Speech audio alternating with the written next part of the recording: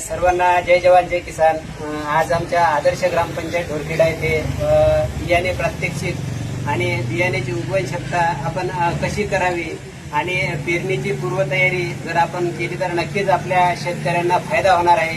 कारण बरेच वेळेस बियाणं खराब निघलं म्हणून शेतकरी नुकसानी जातो आणि दुबार पेरणी तिबार पेरणी तसाही उत्पादन खर्च निघत नाहीये आणि त्यामध्ये जर आपल्याला दुबार पेरणीचं संकट आलं तर शेतकऱ्याचं प्रचंड नुकसान होतं आणि वर्ष वाया जातं। त्यासाठी आज आमच्या आदर्श ग्रामपंचायत ढोरखेडा आणि कृषी विभाग वाशिम यांनी संयुक्तरित्या बियाणे प्रात्यक्षिक आणि बियाण्याची उगवण क्षमता ही आपण कशी तपासावी याचा एक संकल्प केलेला आहे आणि आदर्श ग्रामपंचायत ढोरखेडाचा प्रत्येक उपक्रम हा आदर्शच असतो आणि यावेळेस सुद्धा ते बियाण्याची उगवण क्षमता तपासून बीज प्रक्रिया करून त्याचं पूर्ण आपलं उत्पादन कसं वाढवता येईल आणि आदर्श शेतकरी या महाराष्ट्रात कसा घडवता येईल हाच एक संकल्प वाशिम जिल्ह्याच्या वतीने आणि आदर्श ग्रामपंचायतच्या ढोरखेड्याच्या वतीने आम्ही करत आहोत।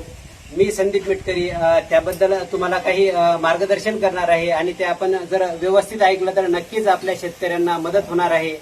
बियाण्याची उगवण क्षमता तपासणं ही काही मोठी गोष्ट नाहीये, कारण बऱ्याच वेळेस आपण बॅगचं बियाणं घेतो, बऱ्याच वेळेस आपल्या घरचं घरगुतीही बियाणं आपण वापरतो पारंपरिकरित्या। तर त्यामध्ये फक्त आपल्याला काय करायचंय, आपल्याकडे असा पाटकर असतोच, आपण याला पोतही म्हणतो, हे ओलं करायचंय। आपल्याला 10 लाईनी आडव्या घ्यायच्या आणि 10 लाईनी उभ्या घ्यायच्या आहेत। हे गोनपाट ओलं करायचं आहे, ते गुंडाळून ठेवायचं आहे। त्यामध्ये आपण फक्त 7 दिवस त्याला हलकं पाणी मारायचं आहे, जास्त पाण्यात त्याला ठेवायचं नाहीये आणि 7 दिवसाच्या नंतर आपण ते उघडून पाहायचंय। फक्त बियाणं घेता वेळेस आपण बऱ्याच वेळेस चुका अशा करतो की आपण चांगलं बियाणं यात मांडतो, तर असं न करता सर्व समान म्हणजे जशाही बिया असतील, चांगल्या असतील, फुटक्या असतील, तुटक्या असतील, तर त्या आपण याच्यात मांडायच्या आहेत आणि यावरती आपण जर 70% जर्मिनेशन जर या बियाण्याचं आलं तर ते बियाणं पेरणी योग्य आहे हे आपण ठरवतो आणि त्याच्यात जर आपण घरगुती बियाणं वापरत असू तर बऱ्याच वेळेस ते 60% पर्यंत येते, 50% पर्यंत येते। तर त्यामध्ये आपण काय करू शकतो, त्यामध्ये सुद्धा एक उपाय आहे।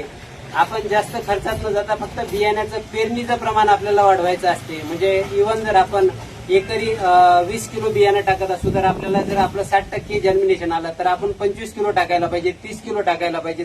म्हणजे आपलं बियाण्याचं पेरणीचं प्रमाण आपल्याला वाढवायचं आहे, जेणेकरून आपल्याकडे दुबार पेरणीचं संकट येणार नाहीये आणि प्रत्येकाने जर पेरणीची पूर्वतयारी केली तर नक्कीच आपल्या महाराष्ट्रात दुबार पेरणीचं संकट येणार नाहीये। कारण 90% जे दुबार पेरणी आहे ही बियाण्याच्या उगवण क्षमतेवरच येऊन टेकते आणि कदाचित आपणही थोडे गाफील राहतो, त्यामुळे शेतकरी संकटात जातो।